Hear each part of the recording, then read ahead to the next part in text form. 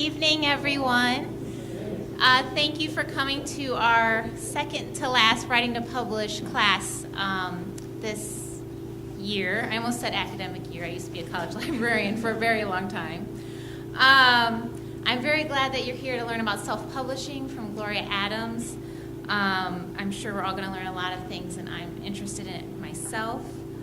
A couple of things before I give you Gloria's credentials. I just want to remind you that the Hudson Library has a critique writing group called Hudson Writers, and they meet the last Wednesday at 7 o'clock in the cafe. However, we are meeting tomorrow in the cafe because the last Wednesday of this month is Halloween, and we figured people didn't want to come to the library on that day. Also wanted to let you know November 14th will be our last class for Writing to Publish this year. Vivian Chen will be here, and she had her novel debut with St. Martin's Press in the winter of this year. So she's going to talk about what it's like to be a debut author with a large publisher in 2018. So I think that'll be a great thing for us all to learn about. But this evening, I'm very happy to introduce to you Gloria Adams, who's a former children's librarian and has published books and magazine articles. She has 2 picture books published at Chew with co-author Lana Wayne Kohler, and My Underpants Are Made from Plants by co-author Vera J. Hurst. She is one half of 2 for Kids critiques, a critique service for aspiring children's book writers, and you have some information on your tables there. Also let you know she does have a handout for this talk too that you can pick up after the lecture. So would you join me in welcoming Gloria?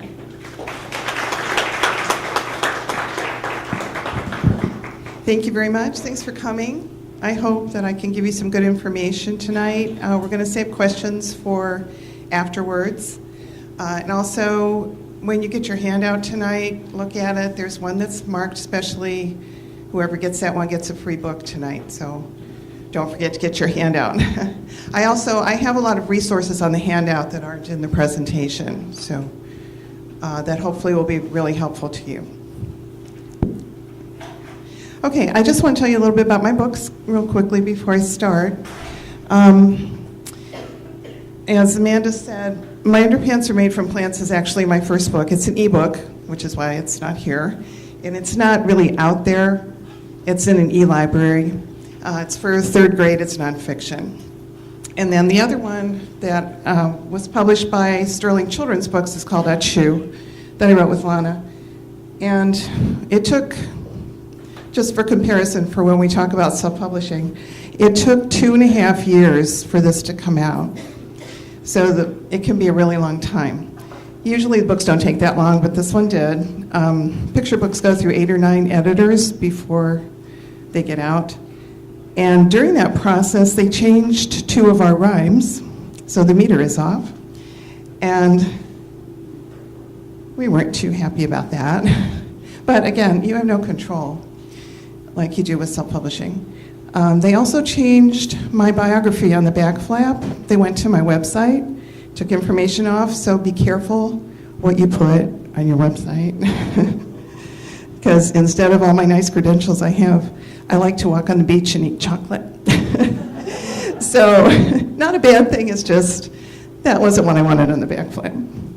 Okay, I've also done writing on contract. Has anybody done those? This is when a publisher hires you to write a book. They assign you a book. They give you a flat fee. So there's no royalties, there's no marketing. And I did 2 of those last year. It's going to be hard to do this. Okay. The first one is called Coping with Sexism and Misogyny. So you never know what you're going to get. And this is for teens. And then the other one I did is called 21st Century Spaceships. That was really fun. And this is for 4th grade. If you haven't done this, it's a really fun thing to do. They have short deadlines, but the money is pretty good, and it gives you publishing credit. So you can look up educational authors, or publishers, trying to think. Enslow, Rosen, Capstone are good ones for that. Okay, so to self-publishing. I found out that I am now called a hybrid author because I publish independently as well as traditionally. So if you've done that, you're a hybrid author. I think it's a new term. I don't know. I hadn't heard it before. So one of the first things,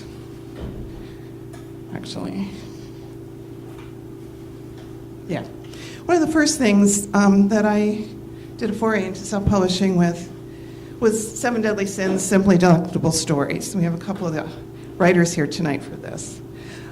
This is a collection of short stories around the deadly sins. It has a 7-course meal in it. It has a giveaway inside of a free cookbook, and it was really fun to do. 5 of us got together, formed a publishing company. I wouldn't really recommend it unless you're really good friends. And it was a horrendous amount of work, but it was a good learning experience. And it's still out there. It's also in the CleveNet system in the library, if you're interested. This year, I decided to do a bunch of picture books, being a children's writer. I did this series, boosted my reading skills. I did another series about biomes. I tried a hardback, and that was, these are more expensive to do, but I did it through Ingram Spark, and there's a couple other places that do hardbacks. Flutter, I brought to show you because this is the 4th time I've changed this book. So that's one of the cool things about independent publishing is you can change your artwork, your interior files, everything except the title, ISBN, and author. Okay. So it's not the end of the road if you make a mistake. I've done that. Jean and I, our business, our editing business, we make planners every year to give away. And I left out one of the dates, so I had to go back and do another file. So yeah, you learn from your mistakes. Okay, I'm going to go ahead and go through the PowerPoint. And please keep your questions, as I said, for later, but write them down so you don't forget them. And I will try to do my best to answer them for you. Okay, a little bit about pros and cons. Total control isn't really true. There are a few parameters that you have to meet. For print books, they will give you a minimum cost. So you can't always set your price, okay? You have really quick publication. Once you submit it, it's up there on Amazon the next day instead of 2.5 years. That's really cool. You pay more often. Used to be every month. I understand since, does everybody know CreateSpace is pretty much gone? Yes, no? CreateSpace is what a lot of people used, and it is being absorbed by Kindle Direct Publishing. That just happened. CreateSpace is still there, but it's going to be gone pretty soon. They used to pay every month. Now it's every other, from what I understand. Okay, and as I said, you can make changes to your manuscript. Sorry. Okay, cons. You don't get any free professional services like editing or proofreading. You have to get your own reviews. I find this a really hard thing. You get a lot less exposure unless you're really good at marketing, because your publishers will distribute and try and get you into the journals like Library Journal, School Library Journal. There's no advance, since you're doing it all yourself. You are your own publisher. You are the publisher, okay? You are an independent publisher. You have to do all your own marketing and make all your own materials or purchase them. And it's usually hard to get into libraries and bookstores. This is changing. This is getting better. And I'll tell you about that later. But it's still, most libraries still have the policy. I don't know, Amanda, does Hudson take self-published? No. Most libraries still have a policy against taking self-published books because there have been a lot of bad ones out there, and it has gotten a bad rap. It is changing now. Okay. All right, I would like you to try to remember these 3 words: intention, preparation, and connection. If you attend to these 3 things, you'll have a better experience, okay? So you need to know why you're publishing the book. Why do you want to self-publish? Maybe you want to have the control. You want it out sooner. You don't want to wait. I know I don't. I don't have 30 years to build a career anymore. I'm getting, old. And I don't have the time, so this is really cool for me. Maybe you want to do a memoir, but you don't really want to have to publish it, or you don't need to sell it. And that's going to make a difference in ISBNs and marketing and everything. You might want to do a gift. I have used self-publishing to make presents for my great-grandkids, and you can personalize them. That's really fun, and you don't have to publish it. I didn't publish this. Actually, I got the proof, and I used that, but with KDP, I learned, I don't know if you can see this, they have a watermark now on their proof, and it goes all the way around. It says not for resale, so you can't use these. So you do have to get author copies, okay, if you want to give something away, unless you don't mind that it says not for resale. Okay. You might want to do promotional for your business. And like I said, that's what Jean and I do. We make an annual planner. These are easy to make. If you want to practice self-publishing, try making something like this. It doesn't take long. It's not hard, but it will teach you the process. Okay. All right. You might want to share your passion. Help others through a difficult time, help others solve a problem, how to build a deck in a weekend, that kind of thing. Maybe you want to do it to make money. It might not be the best idea if you want to make a lot of money. However, there are people making a lot of money. So to me, the world of independent publishing, anything is possible, okay? You might just want to get your book into libraries and bookstores. And we will talk about a possible way to do that, a couple of different ways. Maybe you just want to be a published author if you aren't. And there's nothing wrong with that. I think it is actually fantastic that we get to do this. I really do. Okay, your intention is going to determine some things. You need to know who you're writing for. You're always writing for your reader. Okay, it's not about you, it's about the reader. So you need to know who you're writing for. It's going to determine where you market your books and how you market your books. You need to know which platform you want to use. I'll talk about that. And what marketing channel. Your ISBNs, well, I think I've got a slide for that that's more explicit. Yeah, so we'll talk about the platforms first. If you want to sell online retail, you want to go with Amazon's Kindle Direct Publishing. Barnes & Noble has a nice press.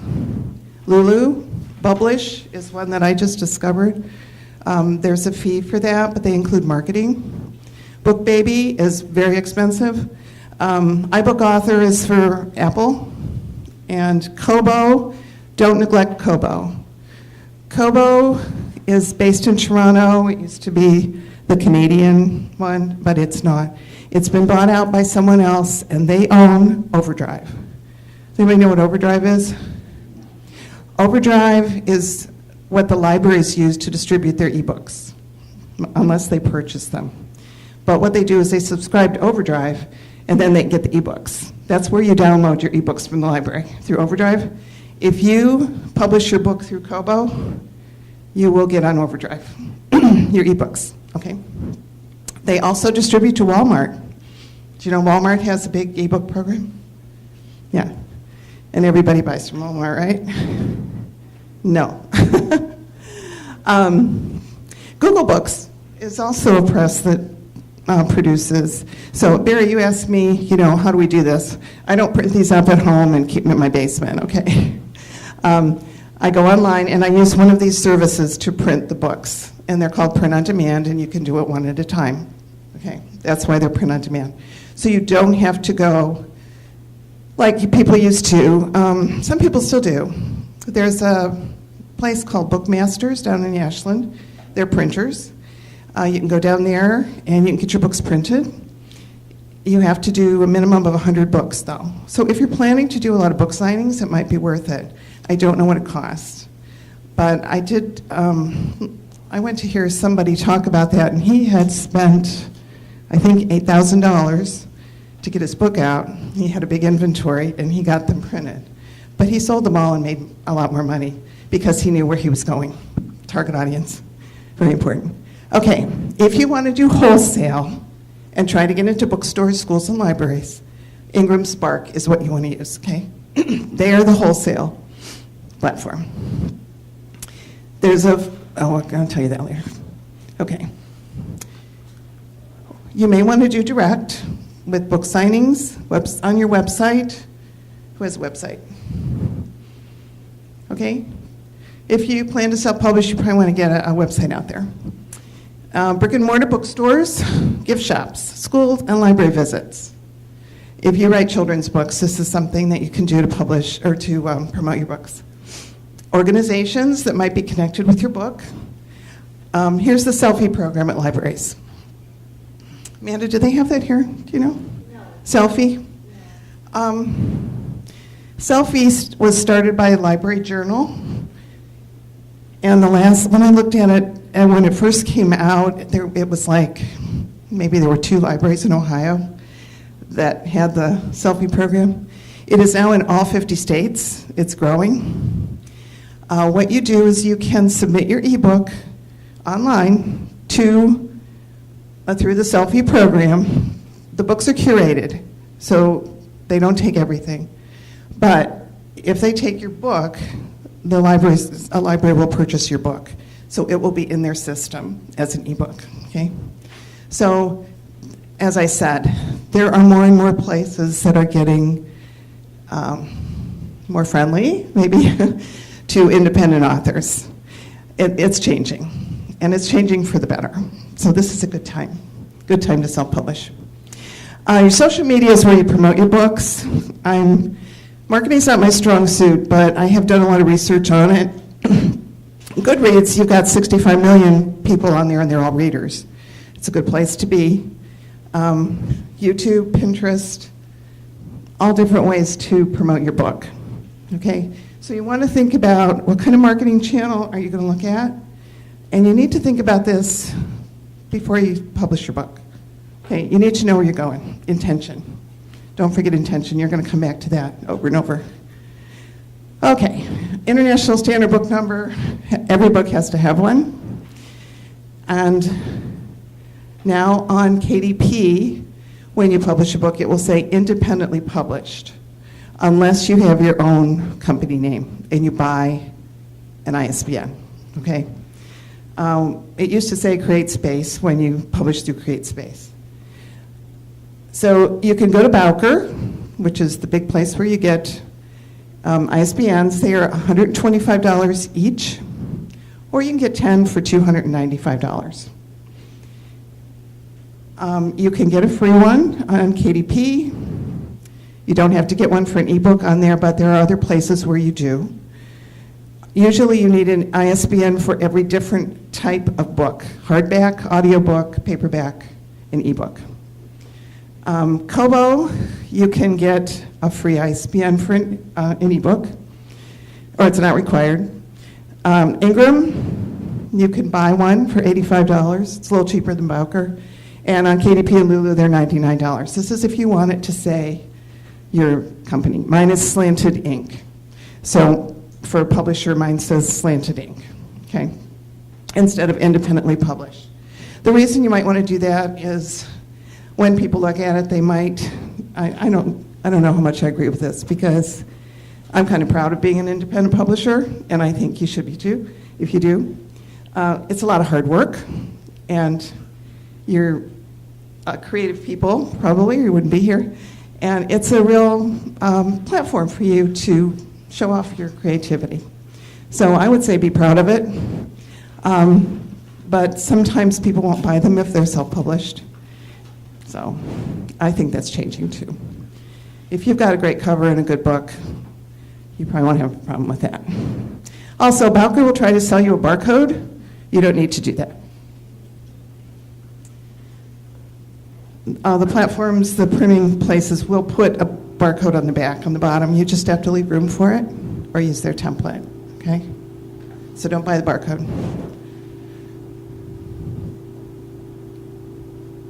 All right, these are the steps. Don't be overwhelmed.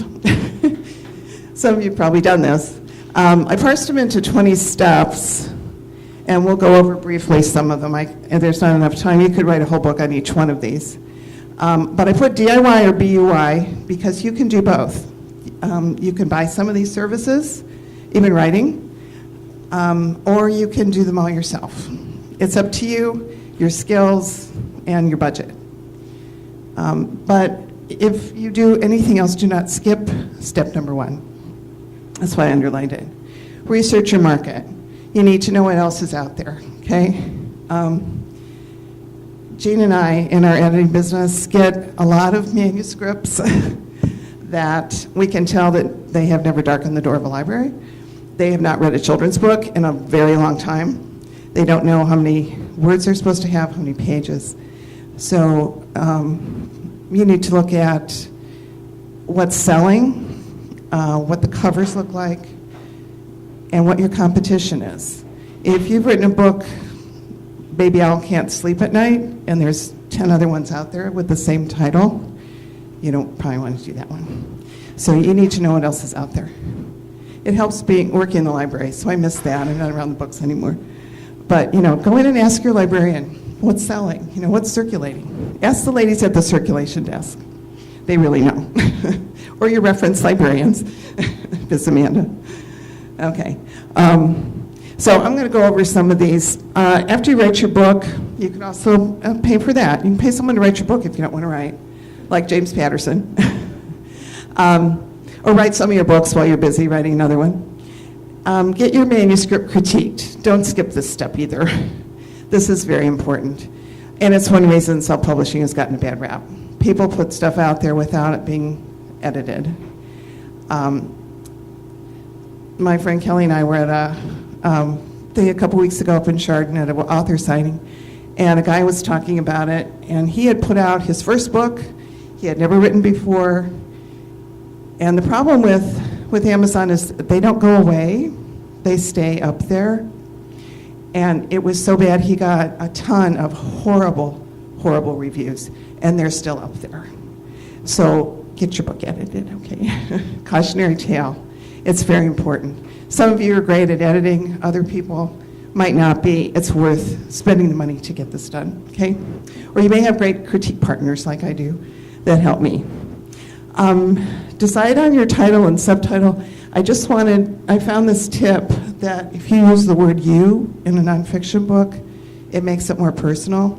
You can write a mystery. You can build a deck in a weekend. It's just more personal. So think about it if you're doing anybody writing nonfiction? Some of you? Okay. I thought that was a really good tip. Okay, I'm going to go through these other ones in the next slides, but the other yellow part is read all information provided by each of the platforms like KDP and Ingram Spark. They have fabulous information. They've got booklets. They've got stuff all along the side. Read everything you can that they offer you. They've got really, really good information. It will answer most of your questions. Okay. Okay, we talked about the market research. Yeah, and read in your genre. If you're doing romance books, read so that you know what yours is supposed to look like. Writing, editing, I talked about. Marketing inclusions are things like, in Deadly Sins, we put a free cookbook inside to give away, to get people's email addresses to send them newsletters. So that's one thing you can do.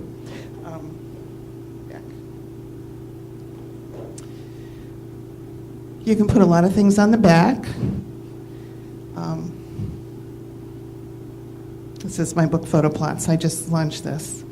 And I've got my bio. I've got stuff about the book. I've got the description. Reviews is a really good thing to put. I got reviews for all of these before I launched them. And they're on the back. And they're also on my website. And they're online. So think about what you want to include before you publish your book. You can always go back and add them, but it's a good thing to know ahead, okay? Your title, very important. It's got to have some of the keywords that you want people to search for, and you want people to know what your book is, okay? A murder mystery something, a Hudson Library murder mystery, or something like that, okay? Give your reader what you're promising, and let them know what your book is about. Okay, reviews. If you are writing anything down, I didn't get this into the handout, but I ran across this a couple days ago. They have almost 299 bloggers who will do reviews for books. The indie reviewers. If you just Google indie reviewers, this should come up. But you can send to your information and ask if they will review your book. So that's a good way to get reviews. ARCs are advanced reader copies. You can make up some copies, excuse me, if you have a print book or a PDF if you have an ebook, and send them out to people to ask for reviews. Or you can build a launch team. Amanda probably has the launch team. These are people that follow you, this is good if you have a series, of course, but they read your books, they give you feedback, they give you reviews, and they promote your book to other people. That's your launch team. Staunch fans. Formatting. Ooh. Some of you will be really good at this, and some of you may not. I've had a real struggle with it in some ways.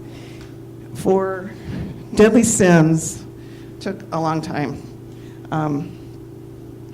And I didn't use a template for this. Photo plots I did, and it was much easier. Everything's in place, your table of contents, your running headers, things like that. Your numbers for your pages, they're all there. You just fill in. So I like templates. Almost all of your platforms will offer templates too. I build my children's books, I build in PowerPoint, because that's how I learned.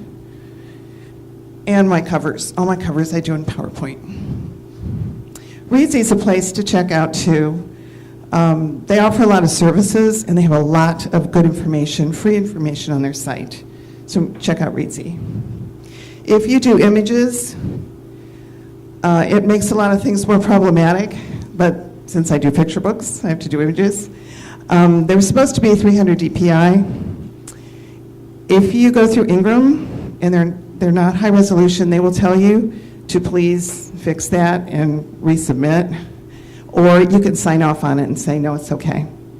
GradeSpace used to fix some things for you. KDP, I don't think so much.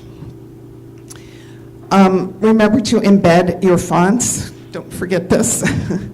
They will send you back. It will not work. It will cause all kinds of problems. This is in Adobe. Also, Ingram requires the Adobe Acrobat that you have to pay for. You can't just do save as PDF. So be aware of that. And then, I'm going to tell you how I know this one. Don't forget to add your ISBN to the inside of your manuscript before you save it as a PDF. You're going to buy your ISBN, you're going to assign it to your book, and then you need to put it inside your manuscript after you're done, okay? But if you forget, you can resubmit your file. Done that. Been there. Have the t-shirt. Okay. Covers, very important. If you are going to spend any money, put it into your cover. I'm not a good example of that. I have done all my covers, but from all the research I've done, everybody says buy a cover. They make all the difference because people will look at them. And I had thought you had like 8 seconds for people to look at something, and I recently heard it was 4. People look at something for 4 seconds to make a decision, and they're going to look at your cover. So research what else is out there, see what they look like in your genre that you're doing. Make sure your title is easy to read, because you're going to be looking at a thumbnail on Amazon, okay? Can you read your title? Can you see it? Does it make a promise to the reader? Does it hook them that they want to read it? And what can you put on the back? Again, reviews, all kinds of stuff on the back. So I'm going to show you 2 covers. Which one would you buy? What do you think? Who would buy this one? How about that one? Okay. I thought so too. In fact, I bought that book. If you want to learn how to do covers, buy that book. It's $2.99 on Amazon, and you're welcome, Ed Lewis. But I mean, it's big words. You know what it is, and I would rather buy a book cover. How to make a book cover from a guy who has a great book cover, right? Yeah. So it does make a difference. Write your description. Description also very important. You will have to write this in many places. Bowker, and if you publish on different platforms, which you can, you don't have to just do one, by the way. You can publish on other platforms. Ingram will distribute to Barnes & Noble, though, and some other places, but I know they distribute to Barnes & Noble. And all of them distribute around the world. So you need to think about this. This is global. You are writing and publishing globally. Kobo distributes to Turkey, South Africa, Australia. Most of them will publish all over the world, okay? So you're going all over the world. Make sure that your description is good. And what you want to do, this is not a synopsis, okay? This is what your reader's going to get. I heard someone say that it's like a movie trailer for a movie. It doesn't tell you the story. It tells you the experience you're going to have. So think about that when you write your description. Read other people's descriptions. Read the ones that are selling, okay, that are ranked high in Amazon. And think about that. My description for Photoplot says, get inspired. Sharpen your reading skills. Beat writer's block. It doesn't say, this is a book about making stories from pictures. Okay? So you want to excite people and let them know what they're going to get. Okay?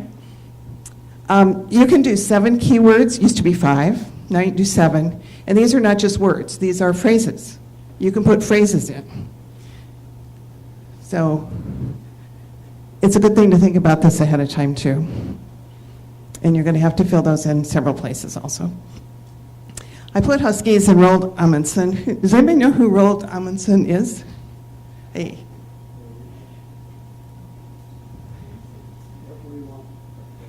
Oh, he explored the South Pole. He explored the South Pole, okay? And why were the Huskies not husky and he was? Because he ate them. Well, my friend Charlie Coleman wrote a book about Roald Amundsen, and he self-published it. He's also a hybrid author. He's been traditionally published also, and his self-publishing books are selling much better than his traditionally published book. One of them, the one on Roald Amundsen, he put the word Huskies in his keywords because people look for books about Huskies. Now, the book isn't about Huskies, but there are Huskies in it. So I think he's gotten a few more hits because of that. So I wanted to let you know about that. So think carefully about your keywords, okay? Categories. If you go down to the product details on Amazon, have you ever looked at the product details to see who the publisher is, how many pages? For children, it'll have reading level. But it also has the categories that people pick for their books. And this is a really good way to determine what you want to do for your categories. It'll save you a lot of time. I took a webinar on this from this guy, and he had this huge database he'd built, and he wanted like $500 for, to buy that so that you could figure out what categories. And I was like, dude, just go to this, and look what other people are doing. And you can see it's 110 in the Kindle store is really high up. So if you have a book similar to this, like my Photoplots book is, then these are some of the categories that are working for this book. So all you need to do is see what other people are doing. Okay? Imitation and a little research will get you where you want to go. Does everybody understand categories? Okay. You have to pick categories. When you fill in, you're going to fill in all this stuff on KDP or Ingram. All the information, your name as the author, your title.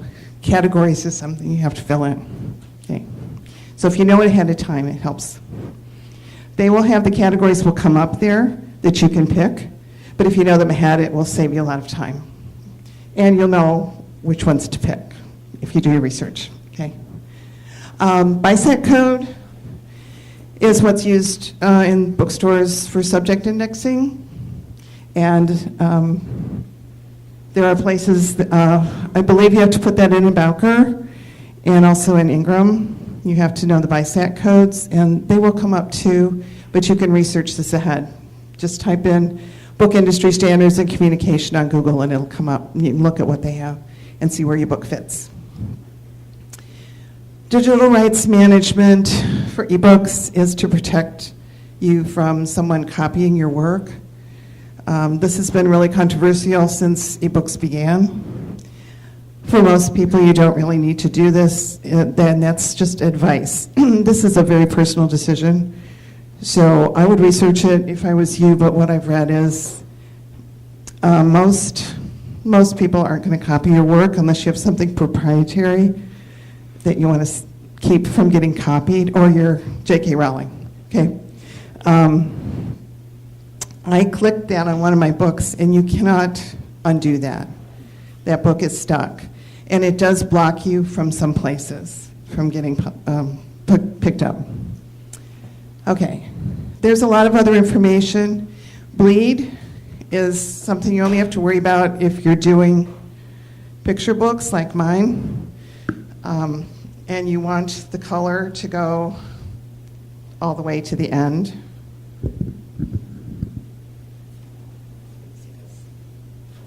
So I've got color pages.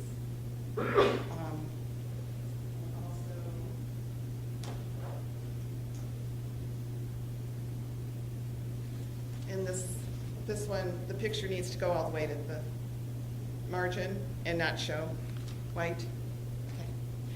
So that's why that you would need to check bleed if you have books like that. If you're just doing a novel and it's got margins, you don't need to worry about bleed. They'll ask you if you want a glossy or matte cover finish, all kinds of different things that are really intuitive and easy to decide. But just know that there's a lot of stuff to fill in. Okay, here's your platforms. These are the main ones are in red. KDP Ingram Spark charges a $49 setup fee. If you get on their mailing list, sometimes they have a coupon that waives that. However, if you finish publishing, you make a mistake and you want to go back and submit a new file, it's another $25 for the interior, another $25 for the cover, if you make changes in Ingram. But this is the one that will take you to bookstores and libraries, hopefully. They distribute to Baker & Taylor, and most libraries order through Baker & Taylor. Baker & Taylor does not take every book that is distributed to them through Ingram, though. So be aware of that. Barnes & Noble Press has really ramped up their game. Their site is really nice now, and they do much better. One different thing about Barnes & Noble is if you publish through them and you sell 1,000 books your first year within 12 months, they will consider putting your book in their brick and mortar bookstores. So that might be something you want to shoot for. Again, I told you about Kobo. Don't forget about Kobo. Get in Overdrive. iBook Author is Apple, and that's a big platform too. And then there's Lulu, Publish, charges a setup fee, but they include marketing in that. All of these are going to have promotional things that you can pay for, okay? Some are free, some are not. And BookBaby and Reedsy. Aggregators. Aggregators are people who have offered to convert your book, your ebook, to an EPUB or a MOBI file, and Draft2Digital does a PDF, which you can do. Smashwords does audiobook. This is a nice service if you don't want to deal with the formatting. However, be aware that they will take 10% of your retail after the fact. It's free to set up, but they will take 10%. So my ebook for PhotoPlots is $3.99. I make $1.40 royalty. If I had gone with Smashwords, they would take 40 cents of my $1.40. So you have to decide if it's worth it to you, okay? They do have a lot of resources though, and they're really good. Okay, upload your files is something you need to do, and then your cover is separate. So you have to make a separate file for interior, separate file for cover, and then price your book. You've probably heard it's like 70% royalty or 60% for print.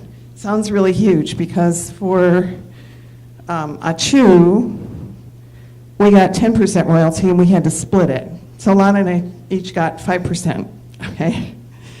And then if they reduce the price of your book, you get even less. Again, no control there, okay? So the 60% is not just 60%. It's 60% minus the cost of printing. So if you have a $10 book, you're not going to get $6. If it costs $5 to print, you're going to get $1. Okay. So the royalties might sound big, but they're not as big as they might sound. I'm actually getting $1.40 for my ebook for PhotoPlots and $1.32 for the print book. Big money. Okay. You can order author copies, which is the printing cost plus shipping. So if you want to do book sales at author signings, this is where you're going to make more money. If you buy your book for $5 and sell it for $10, you're going to make $5 a book. So you're going to make more there. But you have to pay sales tax. Don't forget that. Okay. Then if you publish through Ingram, you will come to a place that asks you what you want to do about returns. Bookstores usually will only buy books that they can return. So you can click no, don't return, but you probably won't sell to the bookstores, and if that's your whole point in publishing with Ingram in the first place, you probably don't want to do that. You can put yes, return, and deliver, which means that if a bookstore orders your books and they only sell half and they want to return the other half, you're going to have to pay the cost of the book, wholesale cost, plus shipping. And remember I said this is global. So you could be paying shipping from Australia, and you could run into a lot of money there. Your other option is yes, return and destroy, which means you still have to pay for the wholesale cost of the books, but you won't get the books back. And you could get them back in bad condition. So this is a decision that you have to decide what you want to do about that, okay? But you have to decide this on Ingram, for sure. And then know your distribution options. You'll have expanded distribution on KDP. If you do that, they use Ingram, they go through Ingram, so you can't do both. So if you've used the distribution channels on Ingram, you can't do the ones on KDP. You can't do expanded. There's a lot of stuff to know, huh? There's a preview for your book for mistakes. They don't let you skip that on KDP, by the way. So you can't just say, yeah, it's fine. They know if you haven't looked at it. So they will tell you to do that or you can't go forward. And then they give you a preview on the phone and tablets. So you can look at what it looks like on the phone. Don't skip that either. That's good to know. If you are not using an ISBN for your ebook, make sure you remove the print ISBN that was assigned to the print book before you submit your ebook file. I know that because I did that and I had to resubmit. Order a hard copy proof for print books before you approve for publication. And again, the proofs will come with a watermark through KDP, not with Ingram. They don't come with a watermark from Ingram. And then decide if you want to do other formats. This can help you sell more books. If you do at least audio, paperback, and ebook. Okay? Hardback's more expensive. But if those are listed, sometimes people will say, well, I want to spend the least amount, and they'll buy your ebook because they can see how much more it would be in the other books. So it's kind of a psychological thing. Make an author central page, right? Has anybody, you probably looked at some of the authors on Amazon. They've got a page, they've got pictures. Look at some of the author pages and see what they have. You can make your own. Read all the stuff on the side. It's great information, especially Amazon Author Insights, okay? Lots of information for you there. And then people get to know you a little better. and they like that. If you need to contact them, if you have problems, Ingram has a live chat support, which is really nice, but they don't always give you the final answer. They usually use email, but they're pretty good about that. CreateSpace was great. I talked to them a lot because I made lots of goofs, but they were very, very helpful. KDP, it has taken me a little longer to get responses, but I think it's because they're in transition of moving all these books over from CreateSpace, I'm hoping. But usually, you know, any questions you have, they will be really good about answering. And if you don't like the answer, you ask them again, and they will get back to you. That's what they're there for. So use the support if you need it.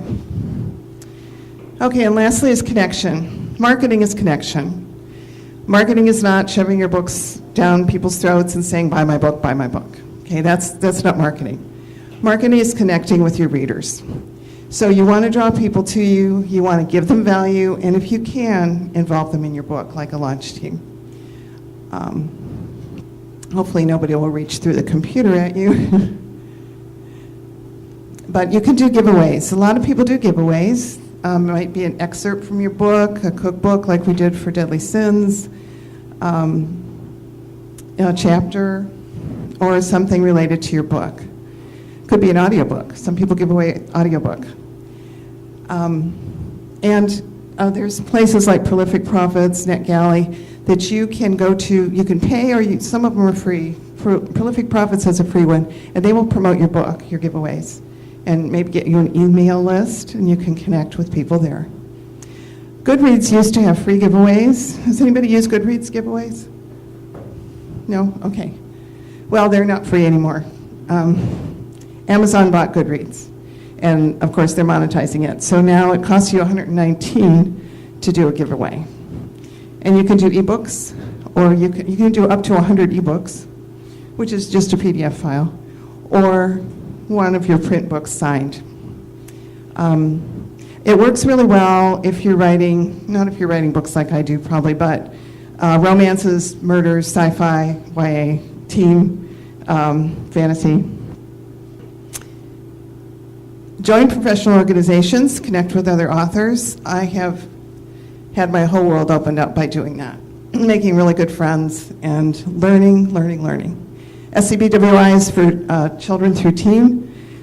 I belong to, it's the Alliance of Independent Authors. They have got promotional things, they have free conferences, lots of things. And there's Independent Book Publishers Association that I haven't joined that. They all cost to join, but you can put their symbols on their icons on your website that you belong to those organizations. Go to conferences if you're a children's author, library and school visits. Of course, social media, which is for promotion, not really selling, but people sell from Pinterest, so you never know. But you need to connect to people there. And of course, your website. And blogs. Blogs and blog tours. Lana and I were sent on blog tours from our publisher without you, but you can do that yourself. You can go to, there's a book blogger list, which will tell you what blogs will do reviews. They will tell you, who's blogging about what you're interested in. And here's a couple books, how to work with book bloggers. So this is a good way to learn how to promote your book with book bloggers. Song of Sixpence is the blog that I write for. It's six pens because there are six of us, authors, and we're all children's writers. So that's a fun thing to do, is to get together with other writers maybe and form a blog. And you can promote each other on your social media. Right now, I am promoting photo plots because it just came out. So I wrote an article about it, and it's on the blog. So it's something you can do. It's a good place to promote and connect. Okay, a few other ways, and we're almost done. You can sell at author fairs. There are a lot of them. Barnes & Noble is very, very amenable to working with self-published authors. So spend some time over there in Fairlawn. They really are interested in helping independent authors become successful. I've done a couple things there. KDP Select is KDP's promotional. Has anybody used that? KDP Select? Okay. It is exclusive to KDP. It's for 3 months. You can give books away free for 5 days. And the couple of problems with that is that you cannot have your digital copies of your books out anywhere else at all. Not on your website, not on social media, nowhere while you're in KDP Select. You can do print, but you cannot do digital, okay? And if you don't tell them, no, I'm done after 3 months, they will roll you over for another 3 months. So be cautious, but a lot of people use that to get their books out there because people will download free books. So look into it as a possibility.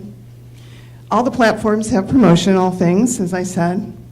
You can, if your book is connected with this, you can design online courses just for you, do webinars, make YouTube videos. I'm planning to do that. I'm going to make YouTube videos of someone reading these books because they have a whole section in the back for parents on how to strengthen your child's reading skills. So that's what this series is. So I'm going to make YouTube videos to promote those. And lastly, you can hire a publicist. David Fitzsimmons is an author that I met at Buckeye Book Fair, and he had hired a publicist. He's self-published, and he had children's books, mostly board books and picture books. And he hired his publicist, helped him sell 100,000 books. So you figure, $1 a book, even. Anybody here want $100,000 besides me? So you see the money's out there, the possibilities are out there. But that is another thing you can do. Okay, I am done, and if there are any questions, please. No questions? Yes.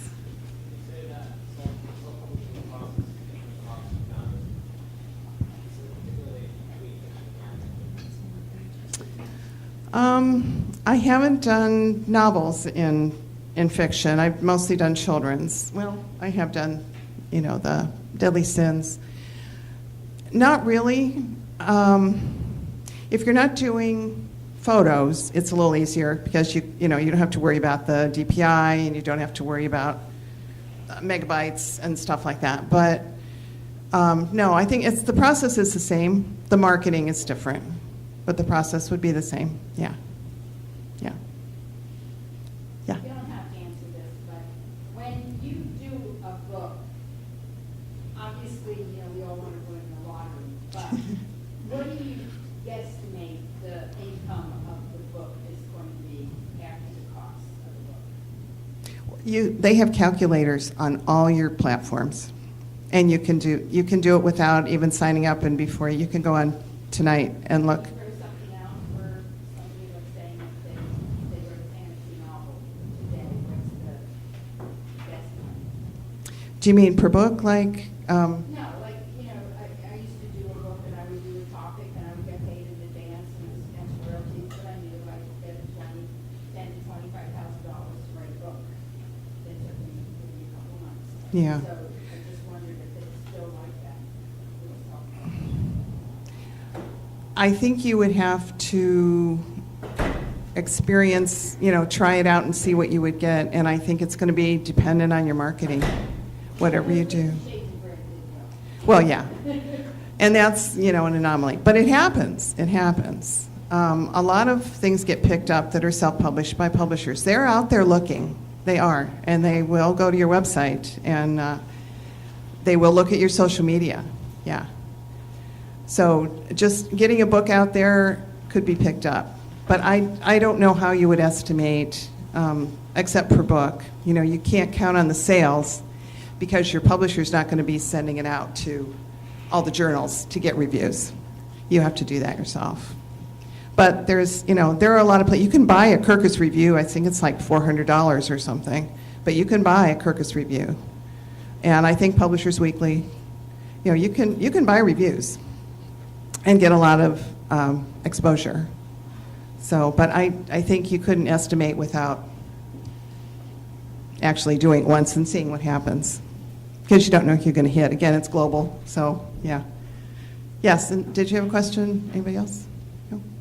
Yes? Of all the marketing things that you've done, which one do you think has had the greatest impact for you? Well, I didn't get to do as much this year. My husband had a stroke this year, and I lost a lot of time. So I was planning to do blogging, contacting blogging and getting reviews that way. So that was what I would do. I think because there are so many avenues, I think what works best for you is what you need to do. I've done a few book signings for these books, and what I found was I agonized over the covers. I had all flowers at one point for the color books, and somebody said, "Oh, are those books about flowers?" I said, "No." So I changed them to more kid-friendly things, and what I have learned from the book signings is that people pick them by the color. I probably could have put anything on there. Oh, I like red. I get that one. Yeah. So I think what you have to do is try. I haven't sold a lot, so I can't give you that. I haven't made a lot yet, but I have a lot of plans on what I want to do with some of the books. And I think different things are going to work for different people. It kind of depends on you. But there's a lot of resources out there. And use them and find them and research them. And you will find success, I think, if you look for it. It's out there. Anybody else? Yes? So who does your illustrations? I use stock photos. I'm not an illustrator. I talked to a lawyer. I read the license agreement. You have to be careful. You can't just pull anything off the internet. I use Pixabay. And they have, their license agreement says that you can use their pictures commercially. So you have to be very careful. But yeah, I'm not an illustrator, so. Well, what if you want to use an illustrator? What if you have someone that's a good artist? Then you would hire them and do that. Yeah. You need a contract. I would absolutely have a contract, yeah. Yeah, I would do that for sure. Yeah. Yeah, contracts are good.